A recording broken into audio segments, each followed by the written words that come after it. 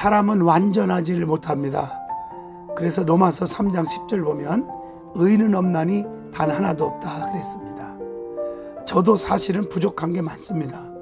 그러나 하나님은 부족한 것보다 정말 주를 사랑하는 그 장점 하나 보시고 저를 사용하시니까 제가 집회도 다닐 수 있고 복음도 전할 수가 있다고 생각합니다. 자, 항상 우리는 그렇기 때문에 선줄로 생각하는 자는 넘어질까 조심하라는 말씀을 기억하면서 항상 주님을 부인하거나 주님을 배신해서는 안 된다는 생각을 하게 됩니다. 음식도 변하면 먹을 수가 없습니다. 옷도 변하면 입을 수가 없습니다. 정말 우리는 변하면 안 됩니다. 믿음도 변하면 안 됩니다. 또 하나님을 사랑하는 마음이 변하면 안 됩니다. 베드로는 예수님의 수제자였습니다. 그런데 예수님은 정말 베드로를 사랑했고 베드로를 늘 같이 함께하고 그랬는데 베드로는 예수님을 부인하고 말았습니다. 그리고 예수님을 저주까지 했습니다.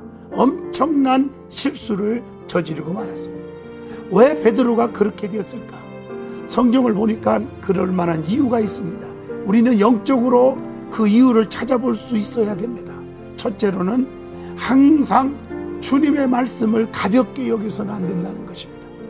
베드로의 마음속에 진정으로 주님을 사랑했기 때문에 물론 고백을 했지만은 그러나 인간인지라 주의 말씀을 가슴 속에 새겨서 늘 그 말씀을 붙잡아야 되는데 가볍게 여겼어요. 예수님께서 네가 다구기 전에 나를 3번 부인하리라 그렇게 말했을 때 절대 그럴 리가 없습니다. 아주 장담했어요. 나는 그럴 리가 없습니다 하는 건 좋지만 마태복음 26장 35절 보면 내가 주와 함께 죽을지언정 주를 부인하지 않겠다 그렇게 장담을 했지만은 베드로는 그 말씀을 가슴속에 깊이 오래도록 새기질 않았습니다. 그렇기 때문에 닭이 우는 소리와 함께 그 말씀이 생각이 났다 그랬어요. 그제서야 생각이 나고 통곡을 했다고 하는 것이 있습니다. 우리는 평상시에 주의 종들이 단에서 말씀을 전할 때 정말 가볍게 여기서는 안 됩니다. 나에게 주신 말씀으로 평생 잊어먹지 말고 새겨야 실수를 하지 않는다고 봅니다. 두 번째, 기도하러 갈 때 기도를 하지 않았습니다. 졸고 있었고 자고 있었습니다. 한시라도 깨어있지 못했더냐 우리 주님 앞에 책망을 받았습니다. 우리는 평상시에 기도할 때 기도로 무장할 때 실수를 하지 않습니다. 그러므로 우리는 늘 기도하는 생활이 습관적으로 나와야 될 줄로 믿습니다. 아무리 힘들고 고달펴도 엎드리는 사람은 하나님이 책임져 주십니다.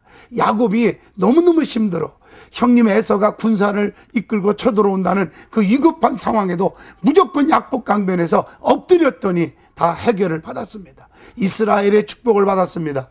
야곱에게 축복을 해줬습니다. 형제와 부둥켜 안고 흐느꼈더라. 문제가 해결되었습니다. 엎드리면 어려움이 없습니다. 또 하나는 실수하는 이유는 예수님이 십자가의 못박으로 가시는데 바짝 따라가서 좀 위로도 하고 같이 좀 협력도 하고 그래야 되는데 멀찍이 따라갔다고 그랬어요. 자기 목숨 하나 유지하기 위해서 예수님을 바짝 따라가지 못하고 무서워서 멀찍이 쫓아갔어요. 신앙생활에 멀찍이 따라가니까 실수하는 것입니다. 우리는 늘 주님과 가까이 가야 합니다. 힘들어도 아구고자 빈들에도 가까이 따라가야 합니다. 그리고 이 말은 영적으로 말하면 교회와 가까워져야 되고 담임 목사님과 가까워져야 되고 말씀과 가까워져야 합니다.